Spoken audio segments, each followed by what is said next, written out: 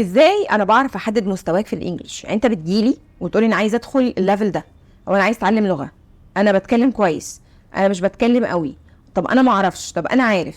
ده بيتم عن طريق اختبار تحديد المستوى. وللاسف 90% من اختبارات تحديد المستوى اللي بتتعمل في مراكز الكورسز او بتتعمل على الانترنت، بتتعمل في لينكات مجانيه، ما بتبقاش accurate، لانها بتبقى مفتقده اهم عنصر واهم مهاره التحدث.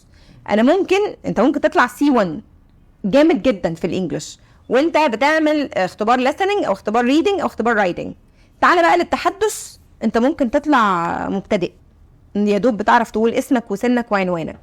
ممكن تكون بتسمع كويس جدا، بس لما بترد ما بتعرفش ترد، ما بتعرفش تجمع جمله.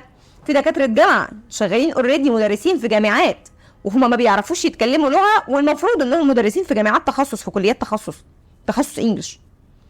فكون ان انت بتروح تحدد مستواك غلط في مكان يخليك لما تيجي تدخل كورس تدخل في مكان غلط فتتعقد، فما تلاقي نفسك ما بتتعلمش، او يحطوك في مكان او في حته اقل من اللي انت المفروض تدخلها.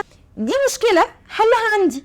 هعمل لك اختبار تحديد مستوى صحيح بيتست الاربع مهارات، هنتست الليسننج والريدنج والرايتنج والسبيكينج مع مدرب، هتبقى فيس تو فيس قاعد معايا بتتكلم معاه في التليفون، يا اما على زوم لو انت بره مصر، او على في كونكت. المهم ان انا هوصل في الاخر لاني هسمعك وانت بتتكلم وهقيمك بشكل صحيح، وده يخليني احطك في مكانك الصح واعلمك انجليش مظبوط. سيب لي كومنت انك عايز تعمل اختبار تحديد مستوى، وهعمله لك بشكل مجاني في حاله الحجز. انا في انتظارك.